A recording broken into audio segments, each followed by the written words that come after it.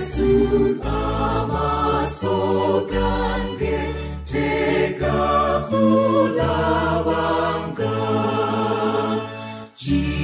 jizikiza bwechirika silaba masogo sikulaba simulira dobozi lyo Yesu nga obera kumpi nange mu buli kusaba ensi terina ekifo ky'essanyu nga ekyo kifo wenda